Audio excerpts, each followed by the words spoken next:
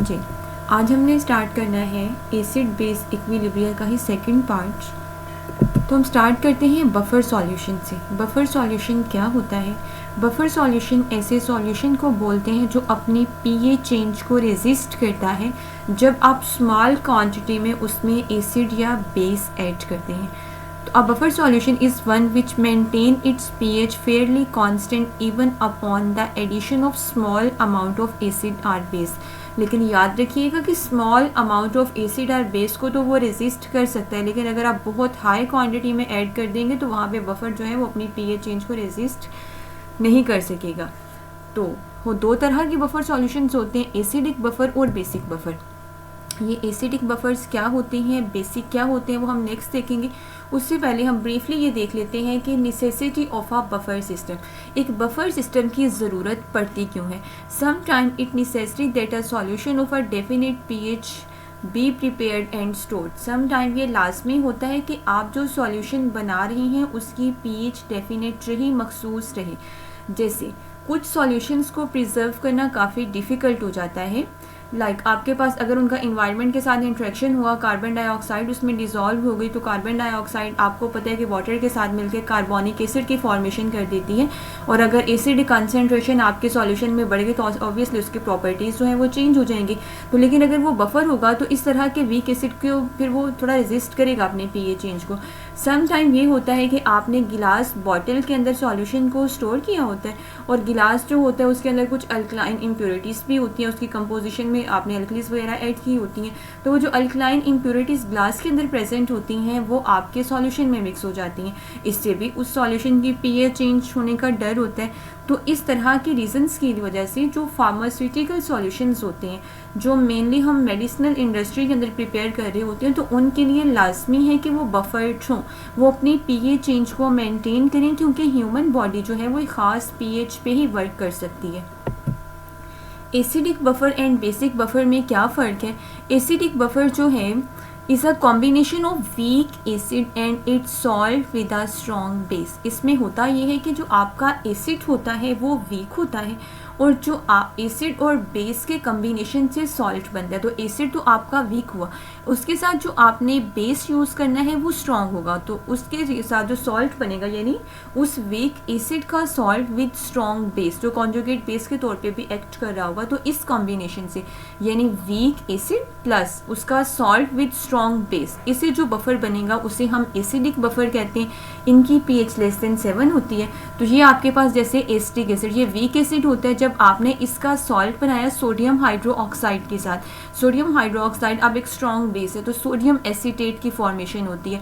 तो इस sodium hydroxide और इस सोडियम एसीटेट की कॉम्बिनेशन से जो बफर बनेगा उसे हम बोल देंगे एसिडिक बफर।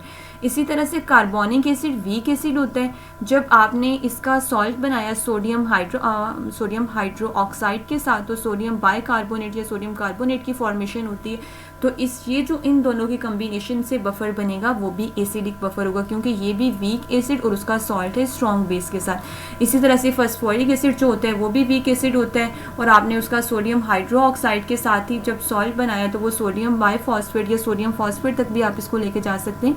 तो इनके कम्बिनेशन से भी जो बफर बनेगा वो एसिडिक बफर होगा। इसी तरह से अगर आप फॉर्मिक एसिड यूज़ करते हैं और सोडियम फॉर्मेट लेते हैं तो यहाँ भी आपका एसिडिक बफर बनेगा। जो बेसिक बफर होते हैं इसमें वीक बेस होती है और इसका जो आपने सॉल्ट बनाया होता है वो स्ट्रॉन्ग एसिड के साथ बनाया होता है। इस कम्बिनेशन से जो बफर्स बनते हैं उनको बेसिक बफर कहा जाता है। लाइक अमोनियम हाइड्रोक्साइड जो है वो वीक बेस होती है। जब अमोनियम हाइड्रोक्साइड का आप रिएक्शन करवाते हैं HCl के साथ तो अमोनियम क्लोराइड की फॉर्मेशन होती है। अब ये जो अमोनियम क्लोराइड है ये सॉल्ट है इसका स्ट्रॉन्ग एसिड के साथ, तो वीक बेस प्लस उसका जो सॉल्ट है वो स्ट्रॉन्ग एसिड के साथ, तो इस कम्बिनेशन से जो बफर्स बनते हैं वो बेसिक बफर होते हैं। इसी तरह से अमोनिया और अमोनिया का जब आपने रिएक्शन करवाया HCl के साथ तो अमोनियम क्लोराइड की फॉर्मेशन हुई। अब HCl स्ट्रॉन्ग एसिड है तो इनके कम्बिनेशन से भी जो बफर बनेगा वो भी बेसिक बफर होगा। इसी तरह से आपने अमोनिया और इसके साथ carbonic acid comparatively weak acid होता है लेकिन आप उसकी मदद से भी सॉल्ट फॉर्मेशन कर सकते हैं। इस रिजल्ट से भी जो बफर बनेगा वो बेसिक बफर होगा।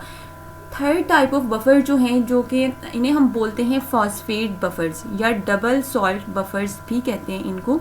Beside the two general type of buffers acidic and basic जो हम स्टडी कर चुके हैं, a third appear to exist. और ये थर्ड सिस्टम जो है ये कंपोज्ड होता है टू सॉल्ट्स का, मोनो बेसिक पोटाशियम फॉस्फेट या डाई बेसिक पोटाशियम फॉस्फेट। इनमें फ़र्क क्या है? आपके पास जो फास्फोरिक एसिड होता है वो होता है H3PO4। जब आपने फर्स्ट करें पोटाशियम हाइड्रोक्साइड के साथ रिएक्शन करवाया तो फर्स्ट स्टेप में क्या होगा कि एक प्रोटॉन जो है वो रिप्लेस हो जाएगा हाइड्रोक्सिल के साथ, जो बेस का हाइड्रोक्सिल होकर वाटर बन जाएगा, और जो प्रोटॉन यहाँ से निकलेगा उसकी जगह पे यहाँ पे पोटाशियम अटैच हो जाएगा। तो ये अब आपके पास मोनो बेसिक पोटाशियम फॉस्फेट बन गया। अगले स्टेप में अगर आप मज़ीद 1 मोल पोटाशियम हाइड्रोक्साइड के साथ इसका रिएक्शन करवाओगे तो मज़ीद एक हाइड्रोजन यहाँ से निकल जाएगा और मज़ीद एक पोटाशियम यहाँ पे ऐड हो जाएगा, ये बन जाएगा डाई बेसिक पोटाशियम फॉस्फेट। तो ये मोनो बेसिक पोटाशियम फॉस्फेट या डाई बेसिक पोटाशियम फॉस्फेट जो हैं ये सॉल्ट्स भी एज अ बफर एक्ट करते हैं। इनकी वर्किंग को भी आगे हम देखेंगे। बफर एक्शन, बफर का एक्शन है क्या, बफर का काम क्या है? The resistance of a buffer solution to a change in pH is known as buffer action. कि बफर की जो रेजिस्टेंस है अपनी पीएच चेंज के लिए वही उसका एक्शन है। अब वो ऐसा करता कैसे है? Mechanism of action of acidic buffer, जो आपके एसिडिक बफर होते हैं जिनके बारे में हम स्टडी कर चुके हैं कि उनमें हम वीक इलेक्ट्रोलाइट या वीक एसिड यूज़ करते हैं और इसका कॉम्बिनेशन होता है स्ट्रॉन्ग इलेक्ट्रोलाइट के साथ, जो कि आपने स्ट्रॉन्ग बेस के साथ सॉल्ट बनाया होता है।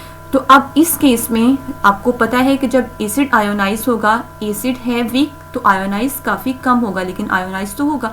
जब ये आयोनाइज होगा तो क्या बनेगा? एसीटेट आयन और हाइड्रोजन आयन। और जब ये सॉल्ट आयोनाइज होगा तो क्या बनेगा?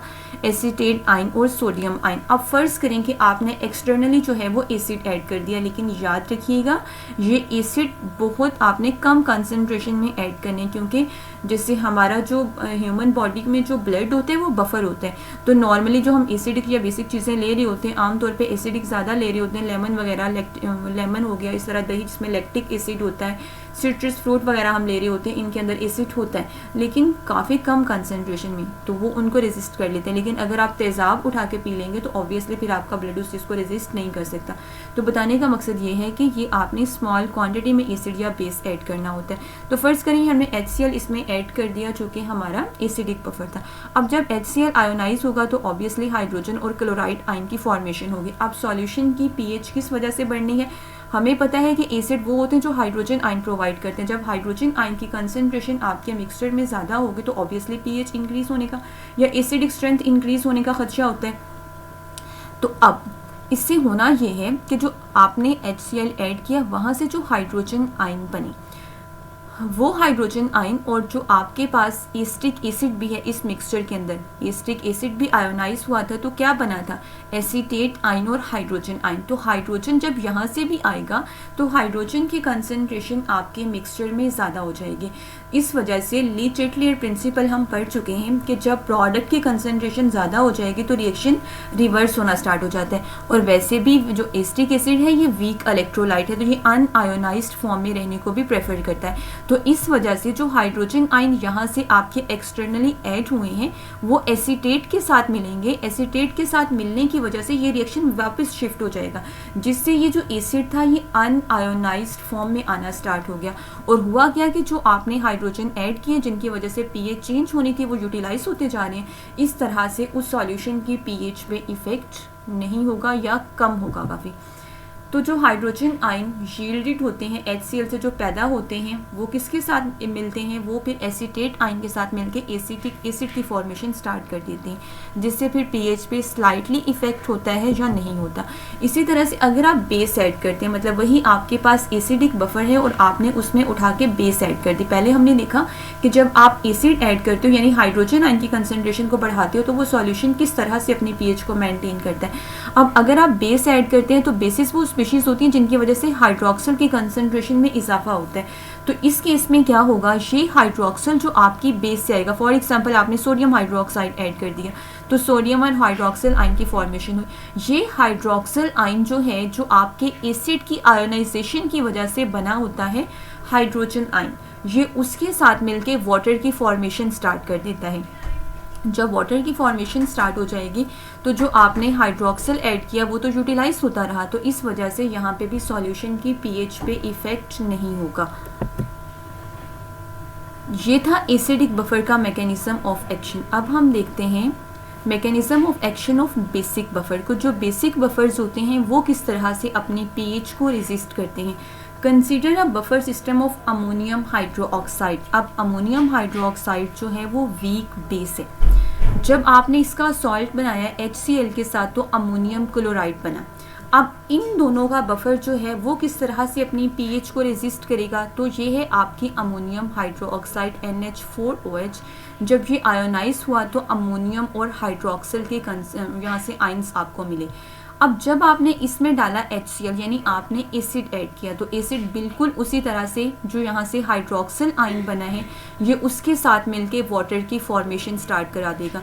यानी जो हाइड्रोजन आपने ऐड किए हैं जिनकी वजह से मतलब आपकी वजह से जो हाइड्रोजन आयन की कंसनट्रेशन में इंक्रीज आया था वो हाइड्रोजन आयन तो यहाँ पे यूटिलाइज होते जा रहे हैं और न्यूट्रल होते जा रहे हैं, तो इस वजह से अब यहाँ पे भी इस सॉल्यूशन की पीएच पे इफेक्ट नहीं होगा। सेम अगर आप बेस ऐड करते हैं तो वो बेस क्या करता है, आपने सोडियम हाइड्रोक्साइड ऐड किया, सोडियम और हाइड्रोक्साइड आयन आपको मिले, वो हाइड्रोक्साइड अमोनियम के साथ मिलके अमोनियम हाइड्रोक्साइड की फॉर्मेशन स्टार्ट कर देंगे। अब चूंकि अमोनियम हाइड्रोक्साइड जो है वो वीक बेस है तो अब जब ये अनआयोनाइज्ड फॉर्म में आ जाएगा तो ऑब्वियसली जो आपने हाइड्रोक्सिल यहाँ पे ऐड किए हैं जिनकी वजह से पीएच पे इफेक्ट होना था वो हाइड्रोक्साइड यूटिलाइज हो गए। इस तरह से इसने अपने पीएच को कंपनसेट कर लिया। तो mechanism of action of phosphate buffer, पहले हमने देखा एसिडिक बफर का, फिर हमने देखा बेसिक बफर का। थर्ड जो बफर्स हमने स्टडी किए हैं वो हैं फॉस्फेट बफर्स, जिसमें हमने कहा कि आपके पास पोटाशियम फॉस्फेट जो है मोनो मतलब आपके पास होता है या डाइफॉस्फेट जो होता है, तो उस केस में क्या होता है, जब आपने ऐड किया इसमें एसिड हाइड्रोनियम आयन ऐड कर लें या डायरेक्टली आप हाइड्रोजन आयन यहाँ पे कर लें, तो होता ये है कि ये HPO4 नेगेटिव जो है ये वहाँ जो प्रोटॉन आपने या हाइड्रोजन आयन आपने ऐड किया उनको एक्सेप्ट करना स्टार्ट कर देता है, जिसकी वजह से अब पहले इस पे चार्ज है -2, जब प्रोटॉन इसमें ऐड हो जाएगा तो इसका चार्ज रह जाएगा -1 और यहाँ से H3O+ में से जब प्रोटॉन निकल जाएगा तो वाटर अलग हो जाएगा। इस तरह से जब आप बेस ऐड करते हैं तो वो बेस यहाँ पे क्या करता है, वो बेस ये करता है कि यहाँ से प्रोटॉन एक मज़ीद रिमूव करवा के वाटर में कन्वर्ट हो जाता है। यानी हाइड्रोक्सिल जो है अगर आप बेस ऐड करोगे तो ऑब्वियसली हाइड्रोक्सिल आयन की कंसंट्रेशन बढ़ेगी। हाइड्रोक्सिल यहाँ से प्रोटॉन एक मज़ीद लेता है और मज़ीद प्रोटॉन पिक करने के बाद वो H2O में कन्वर्ट हो जाता है और यहाँ पे दोबारा से -2 चार्ज आ जाता है। तो इस तरह से ये भी प्रोटॉन रिमूवल से या प्रोटॉन की एडिशन से अपनी पीएच रेंज को मेंटेन कर लेते हैं। उसके बाद है बफर इक्वेशन या इसको हेंडरसन-हेसेनबाल्क इक्वेशन भी बोलते हैं for acidic buffer. Acidic buffer हमें पता है कि एसिड्स हम उनको बोलते हैं, उन स्पीशीज़ को बोलते हैं ब्रॉन्स्टेड लॉरी के मुताबिक हम स्टडी कर चुके हैं कि जो कि एक्वस मीडियम में हाइड्रोजन आयन्स दे रही होती हैं। तो आपने जनरल एसिड लिया, जब ये आयोनाइज हुआ तो हाइड्रोजन आयन और जो भी आपके पास एनाइन होगा वो बन जाएगा। इसके लिए अगर आपने Ka लिखना हो तो जस्ट लाइक Kc, जैसे हम इक्विलिब्रियम कांस्टेंट लिखते हैं तो Ka का मतलब होता है आयोनाइजेशन कांस्टेंट ऑफ एसिड्स। तो ये भी बिल्कुल वैसे ऊपर प्रोडक्ट की मोलर कंसंट्रेशन, यहाँ पे ये जो कैटाइन और एनाइन है ये प्रोडक्ट है तो इनकी molar concentration divided by reactant की मोलर कंसंट्रेशन। यहाँ से हमने फाइंड करना है हाइड्रोजन आयन की मोलर कंसंट्रेशन को, तो इसको रीअरेंज कर लें। ये हाइड्रोजन जो आपके पास H यहाँ पे डिवाइड हो रहा है तो उधर जाके मल्टीप्लाई हो जाएगा जब इक्वल के दूसरी साइड पे जाएगा, और ये A नेगेटिव यहाँ पे क्या हो रहा है इसके साथ हाइड्रोजन आयन के साथ मोलर कंसंट्रेशन के साथ मल्टीप्लाई, तो ये दूसरी साइड पे जाके डिवाइड हो जाएगा। उसके बाद ये आप जब आप डिसोसिएट करवाते हो ना किसी वीक एसिड को तो वो कम्प्लीटली डिसोसिएट नहीं होता, वो पार्शली डिसोसिएट होता है। होता ये है कि इनके अंदर फिर आपके पास अगर तो ये कंप्लीट मतलब ऐसा एसिड होता है ना जो स्ट्रॉन्ग इलेक्ट्रोलाइट होता है तो ये तो फुली डिसोसिएट हो जाता है, लेकिन जो हमें पता है कि जो हम बफर बनाते हैं एसिडिक बफर तो उसमें जो हम एसिड यूज़ करते हैं वो वीक एसिड होता है, इसलिए ये 100% डिसोसिएट नहीं होता। ये एक यहाँ पे एक रिवर्सिबल रिएक्शन वाला काम हो रहा होता है और फिर एक पॉइंट पे इनमें इक्विलिब्रियम भी आ जाता है जब इनमें फर्दर जो है वो कंसंट्रेशन इफेक्ट नहीं हो रही होती। तो बहरहाल ये था हमारे पास हाइड्रोजन आयन की जो मोलर कंसंट्रेशन है ये इक्वल होती है Ka into acid by salt. अब ये एसिड बाय सॉल्ट का क्या मतलब है, एच ए यहाँ पे क्या है, एच ए यहाँ पे है एसिड, ठीक है, जो हमने इनिशियली लिया। और ए नेगेटिव आयन, जो एसीटेट आयन है, ये हमें दो जगह से मिल रहे होते हैं, जो इस एसीटेट कह दें या नॉर्मल हम एनाइन बोल दें। तो जो हमने इसका सॉल्ट यूज़ किया होता है ना साथ, मतलब जब हमने एसिडिक बफर बनाया था तो ये एसिड हमने लिया जो कि वीक इलेक्ट्रोलाइट था। दूसरा हमने इसके साथ फॉर एग्जांपल NaA कह लें आप कि सोडियम या जो भी आपके पास एनाइन है, हम यहाँ पे एसीटेट ले लेते हैं कि एसिटिक एसिड का बफर फॉर एग्जांपल आपने बनाया। तो जब वो सोडियम एसीटेट आयोनाइज होगा तो अब sodium acetate comparatively strong electrolyte है, तो वन जो मेनली आपको एनाइन मिल रहा होता है ना, वो आपको अपने सॉल्ट से मिल रहा होता है, क्योंकि जो आपका एसिड होता है ये काफ़ी कम आयोनाइज होता है, ये वीक इलेक्ट्रोलाइट होता है। तो इस लिहाज से जो आपके पास HA है, ये यहाँ पे हम मोलर कंसनट्रेशन लेते हैं एसिड की, और जो A नेगेटिव आयन आपको मिलता है ये मेनली आपको मिल रहा होता है सॉल्ट से। तो इस तरह से ये आपके पास बन जाता है Ka dot molar concentration of acid over salt. अब आपने इस पूरी इक्वेशन को लॉग के साथ मल्टीप्लाई कर देना है, तो log concentration of hydrogen plus log is equal to log Ka plus log acid over salt. उसके बाद आपने इस पूरी इक्वेशन को मल्टीप्लाई कर देना है माइनस साइन के साथ, और minus log concentration of hydrogen ion ये इक्वल होता है pKa के, minus log concentration of Ka ये इक्वल होता है pKa के। तो pH is equal to pKa minus log acid over salt. और अगर आप इसको प्लस में लेना चाहते हैं तो ये रिवर्स उलट हो जाएगा, इन्वर्ट हो जाएगा। तो यानी अगर minus log acid over salt कर लें या plus log salt over acid कर लें, तो इस इक्वेशन को बोला जाता है हेसेनबर्ग इक्वेशन। और इससे हम जो है वो बफर्स की pH को कैलकुलेट करते हैं। यही सारा काम आप बेस के लिए भी कर सकते हैं कि अगर आपके पास बेस हो तो वो आयोनाइज होगी, तो वही कैटाइन और हाइड्रोक्साइड आयन आपको मिलेंगे। फिर आपने इसके लिए Kb लिखना है, जैसे हमने एसिड्स के लिए Ka लिखा था। तो इसके बाद आपने इसको पूरा वहाँ पे हमने हाइड्रोजन आयन की कंसनट्रेशन को अलग किया था, यहाँ पे आपने हाइड्रोक्सिल आयन इस इक्वेशन को रीअरेंज करना है, तो वहाँ पे आपके पास ये सारा कुछ आ जाएगा।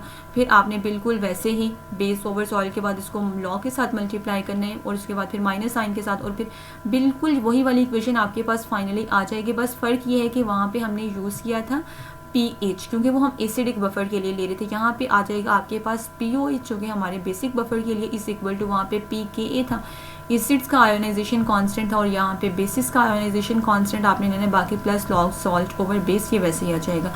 तो ये हेंडरसन इक्वेशन है फॉर बेसिक बफर्स। सिग्निफिकेंस क्या है हेंडरसन इक्वेशन की? हेंडरसन इक्वेशन जो है इसको यूटिलाइज करते हुए आप एसिडिक या बेसिक बफर की pH या POH कैलकुलेट कर सकते हैं। इसके अलावा pKw भी आप कैलकुलेट कर सकते हैं। pH इस हमने ये बात पीछे स्टडी की है कि pKw जो होता है वो इक्वल होता है pH प्लस POH के। तो अगर आपको pH पता है या आपने pH कैलकुलेट करनी है और आपको POH और pKw पता है, तो आप इसको रीअरेंज कर सकते हैं। और वॉट के जो pKw की वैल्यू होती है नॉर्मल टेम्परेचर पे वो 14 होती है। अगर आपको पता है pH पता है और pKw पता है, तो आप POH भी यहाँ से कैलकुलेट कर सकते हैं। मतलब इस इक्वेशन को रीअरेंज करके आप pH या POH की वैल्यूज़ फाइंड कर सकते हैं। एग्जाम्पल है आपके पास, calculate the pH of a buffer solution containing 0.03 moles per litre of acetic acid. अब ये आपको कंसनट्रेशन मिल गई है एसिड की, इसके साथ 0.1 moles per litre of sodium acetate, ये आपको सॉल्ट की कंसनट्रेशन भी मिल गई है। और इसके लिए pK की वैल्यू भी उन्होंने आपको बता दी है कि एसिटिक एसिड के लिए 4.57 है। तो अब आपने फाइंड क्या करना है, आपने फाइंड करनी है pH इस बफर सॉल्यूशन की। एसिड की कंसनट्रेशन भी आपको बता दी है, सॉल्ट की भी बता दी है। अभी हेंडरसन इक्वेशन हमने ड्राइव की है एसिडिक बफर के लिए, तो pH is equal to pKa plus log salt over acid. pK की वैल्यू भी उन्होंने क्वेश्चन में बता दी है, लॉग सॉल्ट की कंसनट्रेशन भी बता दी है एसिड की भी। तो आप इन सब की वैल्यूज़ को पुट करके यहाँ से फाइंड कर सकते हैं pH इस सॉल्यूशन की। उसके बाद है बफर कैपेसिटी। बफर कैपेसिटी का मतलब ये होता है कि बफर किस हद तक अपने pH चेंज को रेजिस्ट कर सकता है, ये उसकी कैपेसिटी है। The buffer capacity of a buffer solution is a measure of its magnitude of its resistance to change in the pH on an addition of an acid और base, कि जब आप एसिड या बेस को अपने solution में add करते हैं तो किस हद तक जो है वो बफर उस पीएच को रेजिस्ट करता है, ये उसकी कैपेसिटी होती है। इसको बफर इंडेक्स भी कहा जाता है सम टाइम, इसको बफर वैल्यू भी कह दिया जाता है, बफर एफिशिएंसी भी कह दिया जाता है, बफर कोफिशिएंट भी कह दिया जाता है। तो इनमें से कोई भी टर्म यूज़ हो जाए तो आपको मतलब पता होना चाहिए। दूसरे अल्फाज में हम इसको यूँ भी डिफाइन करते हैं कि ये रेशो होती है, रेशो ऑफ द इंक्रीमेंट, यानी इंक्रीमेंट का मतलब है कि अमाउंट एडिड, जो आपने स्ट्रॉन्ग एसिड या बेस की अमाउंट ऐड की है और उसके रिज़ल्ट में जो पीएच में चेंज आया है उस एडिशन के रिज़ल्ट में, यानी आपने जो भी डेल्टा ए एसिड कह लें और डेल्टा बी बेस कह लें, कि जो भी आपने एसिड या बेस ऐड की उसकी वजह से पीएच में कितना चेंज आया, तो आपने डिवाइड करना है, यानी डेल्टा ए ये ले लें या delta B divided by delta pH. यहाँ पे डेल्टा पीएच का मतलब है कि पीएच में कितना चेंज आया है उस एसिड या बेस की एडिशन की वजह से। इस रेशो को हम बोलते हैं बफर कैपेसिटी या बफर एफिशिएंसी। अब यहाँ से आप देख सकते हैं कि जितना स्मॉल चेंज आएगा पीएच में, बीटा उतना ज़्यादा होगा, बफर एफिशिएंसी या बफर कैपेसिटी उतनी ज़्यादा होगी। तो ये आप यहाँ से डिटरमाइन कर सकते हैं बफर कैपेसिटी कि अगर आपने एक सॉल्यूशन के अंदर, बफर सॉल्यूशन के अंदर एसिड ऐड किया और उससे उसकी पीएच में काफ़ी कम चेंज आया, तो इसका मतलब होगा उस बफर की एफिशिएंसी ज़्यादा है। एप्लीकेशंस ऑफ बफर को हम यूटिलाइज़ कहाँ पे करते हैं? बहुत सारे बायोलॉजिकल सिस्टम जो होते हैं, जो ह्यूमन ब्लड होता है इसकी पीएच होती है 7.4। इसको मेंटेन करना लाजमी होता है, क्योंकि अगर ये थोड़ी सी भी कम हो जाए, यानी 7 तक आ जाए या थोड़ी सी बढ़ जाए 8 तक चली जाए, तो इससे इंसान की डेथ हो सकती है। तो ह्यूमन ब्लड की जो पीएच है इसको मेंटेन किया जाता है फर्दर 2 बफर्स की मदद से। एक तो प्राइमरी बफर्स होते हैं आपकी बॉडी में और दूसरे सेकेंडरी बफर्स होते हैं। तो प्राइमरी बफर्स वो होते हैं जो कि प्लाज्मा में प्रेजेंट होते हैं। The plasma contain carbonic acid carbonate buffer, acid alkali और अल्कली में sodium salt of phosphoric acid, ये बफर प्रेजेंट होते हैं। सेकेंडरी बफर्स में जो बॉडी में प्रेजेंट होते हैं ये एरिथ्रोसाइट्स में होते हैं। इनमें ऑक्सी हीमोग्लोबिन और haemoglobin buffer, acid alkali, potassium salt of phosphoric acid. तो ये फॉस्फेट बफर जो होते हैं ये भी हमारी बॉडी में प्रेजेंट होते हैं। इसमें से भी एमसीक्यू एक दफ़ा आ चुका है कि उन्होंने क्वेश्चन 2-3 ऑप्शन में मेंशन किए हुए थे कि इनमें से कौन सा बफर जो है वो ह्यूमन बॉडी में प्रेजेंट नहीं होता।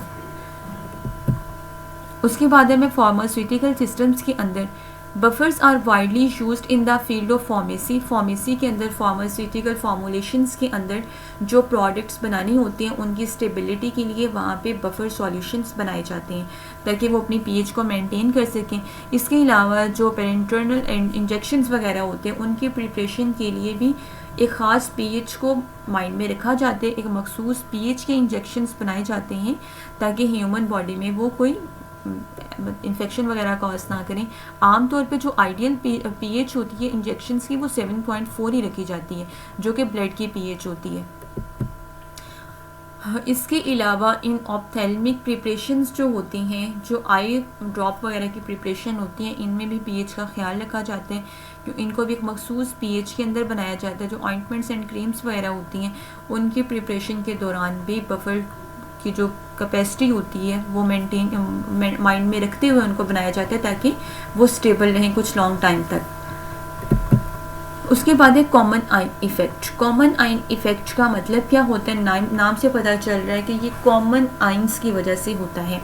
Reduction of the degree of dissociation of a salt by the addition of a common ion is called common ion effect. होता ये है कि आपके पास अगर एक वीक इलेक्ट्रोलाइट है, और मेनली जो कॉमन आइन इफेक्ट का इफेक्ट होता है ये वीक इलेक्ट्रोलाइट्स में ही आपको देखने को मिलता है। तो होता ये है कि जो वीक इलेक्ट्रोलाइट्स होते हैं उनकी डिग्री ऑफ डिसोसिएशन वो डिक्रीज हो जाती है जब आप उसमें कोई ऐसा आइन ऐड करते हो जो कि कॉमन होता है। जैसे आपके पास है सिल्वर क्लोराइड, ये आयोनाइज हुआ सिल्वर और क्लोराइड आइन की फॉर्मेशन हो। अब ये वीक इलेक्ट्रोलाइट होता है, वाटर के अंदर से अपेरेंटली सॉल्युबल होता है। तो उसमें होता ये है कि जब आपने इसी सॉल्यूशन के अंदर फॉर एग्जांपल ऐड कर दिया HCl, अब जब आप HCl ऐड करोगे तो ऑब्वियसली क्लोराइड आइन की कंसंट्रेशन बढ़ जाएगी।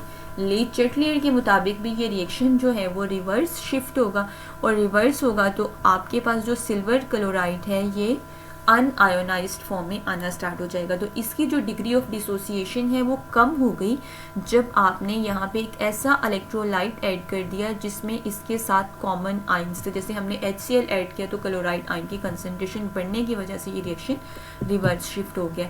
कॉमन आयन इफेक्ट जो है, factors affecting degree of dissociation, सबसे पहले नेचर ऑफ सॉल्यूट का इफेक्ट होता है, नेचर ऑफ सॉल्वेंट का इफेक्ट होता है, कंसंट्रेशन का, टेम्परेचर का। तो ये सारे फैक्टर्स जो हैं वो इन्फ्लुएंस कर रहे होते हैं डिग्री ऑफ डिसोसिएशन को।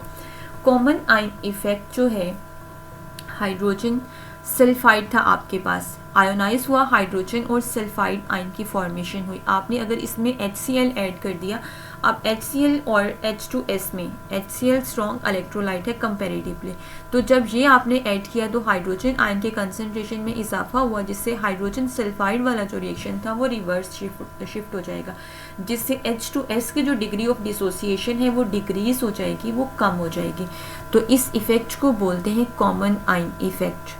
तो इसके लिए आप Ka लिखना चाहें तो वो बड़ा इजीली लिख सकते हैं। ऊपर आपने वही मोलर कंसंट्रेशन ऑफ प्रोडक्ट और नीचे आपने मोलर कंसंट्रेशन ऑफ रिएक्टेंट लिखना होता है, और जो नंबर ऑफ मोल्स होते हैं वो पावर बन जाते हैं। कॉमन आयन इफेक्ट जो है ये सॉल्युबिलिटी इक्विलिब्रिया को स्टडी करने में भी आपको हेल्प आउट करता है। सॉल्युबिलिटी प्रोडक्ट को फाइंड करने के लिए, जैसे अभी हमने ऊपर बात की कि आपके पास आयोनिक सब्सटेंस है, जब आपने इसको डिसॉल्व करवाया वाटर के अंदर, ये आपको पता है डिसोसिएट हो गई अपने कैटाइंस और एनाइंस के अंदर। जब आप इसमें कोई और ऐसा इलेक्ट्रोलाइट ऐड कर देते हो जो कि इसके मुकाबले में स्ट्रॉन्ग होगा, तो फिर वो ये रिएक्शन को रिवर्स शिफ्ट करवा देगा, और वो सूरत में कि कॉमन आयन का होना लाजमी है इसके साथ। सॉल्युबिलिटी प्रोडक्ट हम बोलते किसको हैं? सॉल्युबिलिटी प्रोडक्ट ये होती है, जैसे इसी रिएक्शन के लिए अगर आप लिखें Kc, तो वो आप कैसे लिखेंगे? ऊपर आपने प्रोडक्ट की मोलर कंसंट्रेशन और नीचे रिएक्टेंट की लेनी होती है, यानी ऊपर आपके पास सिल्वर आयन और क्लोराइड आयन आएंगे और नीचे आपके पास सिल्वर क्लोराइड की मोलर कंसंट्रेशन आएगी। अब जब सिल्वर क्लोराइड की मोलर कंसंट्रेशन जो है आप इसको इस साइड पे ले जाएं, यहाँ पे ये डिवाइड हो रही है इक्वल के दूसरी साइड पे, जब ये K के साथ जाके मल्टीप्लाई होगी, अब ये सिल्वर क्लोराइड जो है ये एक वीक इलेक्ट्रोलाइट है, तो इसकी कंसंट्रेशन जो है वो ऑलमोस्ट कांस्टेंट ही रहती है, बहुत कम ही आयोनाइज होता है। तो इसके और मोलर कंसंट्रेशन ऑफ AgCl, इन दोनों का जो प्रोडक्ट होता है इसे बोला जाता है KSP, सॉल्युबिलिटी प्रोडक्ट कांस्टेंट। अब जब सॉल्युबिलिटी प्रोडक्ट कांस्टेंट यानी आपके पास K और ये molar concentration of Ag and Cl की जगह पे KSP आ जाएगा, तो वो किसके इक्वल हो जाएगा? Molar concentration of silver ion and molar concentration of chloride ion. तो इन दोनों के प्रोडक्ट के इक्वल होगा KSP, यानी किसके इक्वल होगा? Molar concentration of silver ion and molar concentration of chloride ion. उसके बाद है applications of common ion effect. ये हम बहुत सारे पर्पसेस के लिए यूज़ कर रहे होते हैं, मेनली जो रेडिकल्स होते हैं उनके आइडेंटिफिकेशन के लिए इनको यूज़ किया जाता है इस फिनोमिना को। प्योरीफिकेशन ऑफ सॉल्ट्स वगैरह करने के लिए, जैसे NaCl है आपके पास, जब वो आयोनाइज हुआ तो सोडियम और क्लोराइड आयन की फॉर्मेशन हुई, उसके बाद आपने HCl ऐड किया तो क्लोराइड आयन कॉमन हो गए, जिसकी वजह से NaCl वाला रिएक्शन जो है वो रिवर्स शिफ्ट हो जाएगा, और आपको जो NaCl अब यहाँ से मिलेगा वो प्योर फॉर्म में होगा, उसमें इम्प्योरिटीज़ वगैरह नहीं होंगी। Theory of indicator. इंडिकेटर होते क्या है? इंडिकेटर वो सब्सटेंसेस होती हैं जो आप डिटरमाइन करने के लिए यूज़ करते हो and point in titration. Titrations जो हैं वो हमने आगे स्टडी भी करनी है, जिसमें आपके पास होता है ये कि एक इलेक्ट्रोलाइट की कंसंट्रेशन आपको पता होती है, दूसरे अननोन इलेक्ट्रोलाइट की कंसंट्रेशन होती है, उसको आप फाइंड करते हैं। तो इसमें एंड पॉइंट को चेक करने के लिए आप इंडिकेटर्स यूज़ करते हैं। एसिड बेस्ड टाइट्रेशंस के अंदर आम तौर पे आप ऑर्गेनिक सब्सटेंसेस को एज अ इंडिकेटर यूज़ करते हैं। वो ऑर्गेनिक सब्सटेंसेस वीक एसिड्स भी हो सकते हैं, वीक बेसिस भी हो सकते हैं, जिनको आप एज अ इंडिकेटर यूज़ करते हो। ये इंडिकेटर इंडिकेट करती हैं pH चेंज को, और ये इनका कलर चेंज होता है जब एंड पॉइंट आ जाता है। इससे आपको अंदाज़ा हो जाता है कि आपका रिएक्शन जो है वो कंप्लीट हुआ है या नहीं हुआ। तो ये डिफरेंट इंडिकेटर्स हैं। मिथाइल ऑरेंज है, मिथाइल रेड है, लिटमस है, फिनॉल रेड है, फिनॉल फेथिलीन होता है। तो उनके pH रेंजेस और कलर चेंज वो यहाँ पे मेंशन है, तो ये आप लोगों ने MCQs के लिए माइंड में रखने हैं। थेरीज होती हैं वेरियस जो इन इंडिकेटर्स की एक्टिविटी को एक्सप्लेन करती हैं। उनमें से जो 2 मोस्ट इंपॉर्टेंट है वो है Ostwald theory and quinonoid theory. तो ऑसवेल्ड थ्योरी क्या है? ऑसवेल्ड थ्योरी के मुताबिक the colour change is due to ionisation of the acid base indicator. Ostwald की थ्योरी ये कहती है कि जो आपको कलर चेंज नज़र आता है वो इसलिए होता है कि जो आपका इंडिकेटर होता है ये आयोनाइज हो जाता है, तो उसका कलर आयोनाइज्ड फॉर्म में और अनआयोनाइज्ड फॉर्म में एक दूसरे से डिफरेंट होते हैं।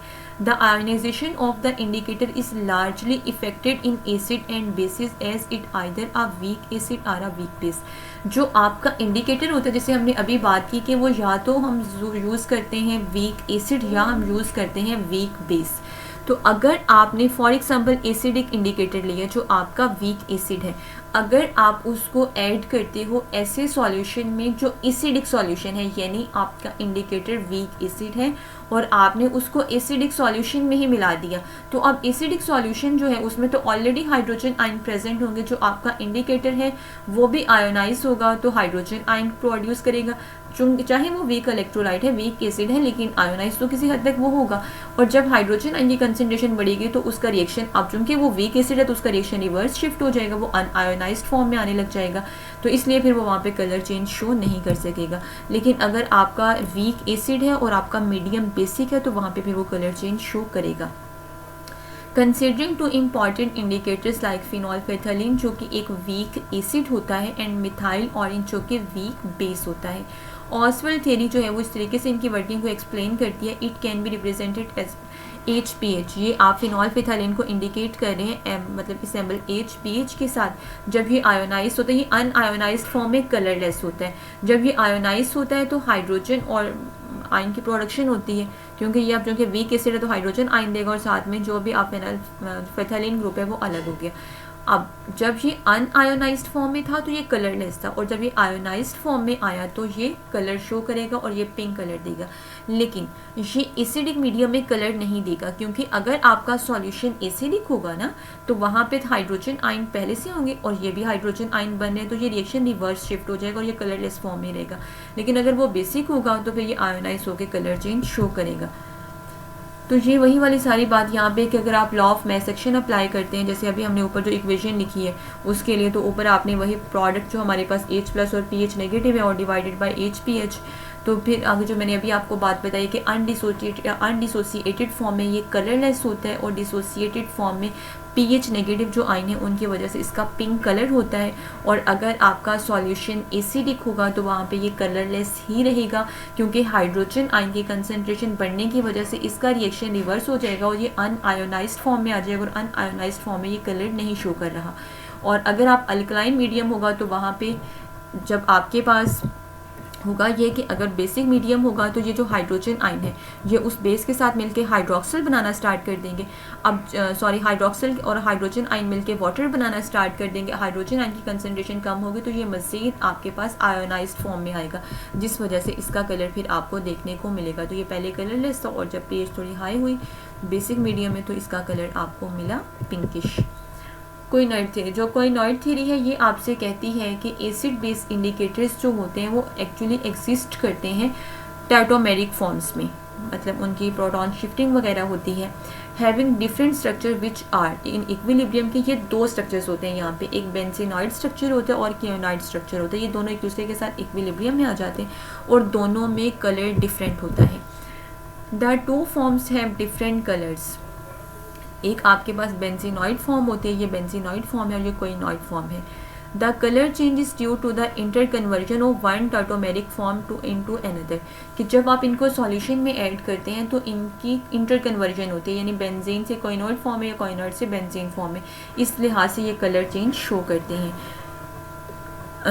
During titration, the medium changes from acidic to alkaline or vice versa. The change in pH convert one tautomeric form into another and thus the color change अगर कि जब आप इनको सॉल्यूशन में ऐड करते हैं तो अगर ये बेंजीनॉइड फॉर्म में थी तो ये कोइनॉइड के साथ इक्विलिब्रियम में आ जाते हैं और उस वक्त ये फिर कलर चेंज आपको शो करती हैं। जिससे फिनोल्फेथलीन देखें तो इसकी ये बेंजीनॉइड और कोइनॉइड फॉर्म जो है वो आपके सामने है, तो ये कलरलेस होता है वाइल इट हैज़ कोइनॉइड फॉर्म और इसका अल्कलाइन मीडियम में कलर होता है पिंकिश। बेंजीनाइड फॉर्म में जो एसिडिक मीडियम में होता है कलरलेस और जो कोइनॉइड फॉर्म में इसका कलर होता है वो पिंक होता है। तो ये दोनों फॉर्म्स जो है यहाँ पे गिवन है, ये इसकी बेंजीनॉइड फॉर्म है और ये इसकी कॉइनॉइड फॉर्म है। इस फॉर्म में इस ये कलरलेस होता है, ये कलर शो नहीं करता। और जो बेंजीनॉइड और बेंजॉइड और कॉइनॉइड फॉर्म्स होते हैं, इनमें असल में ये टैटोमेरिक फॉर्म्स होते हैं जिनमें प्रोटॉन शिफ्टिंग होकर ये अराइज होती हैं एक दूसरे से ही। तो इस तरीके से ये कलर चेंज शो करते हैं, जिनकी वजह से हमें आइडिया हो जाता है कि हमारे मिक्सचर का अभी एंड पॉइंट आया है या नहीं। तो यहाँ पे आपका ये टॉपिक जो है वो कंप्लीट हो गया।